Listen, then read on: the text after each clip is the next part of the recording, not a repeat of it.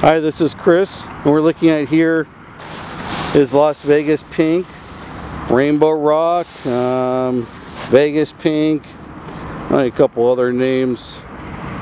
This is the 3/8 inch size.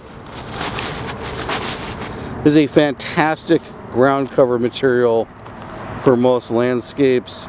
You can see how neat it lays down. It's got probably about a 90% pink tone to it, lightened up with a small amount of white.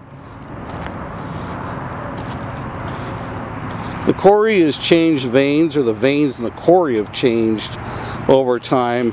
This rock used to be almost solid pink. Now it's pink with elements of white in it. We carry this in the 3/4 inch size. We have boulders. Heck, we did a trailer load of really large boulders from Vegas all the way to New York this year. Would have loved to have gotten photos from that, but he is a very private person, not wanting to share.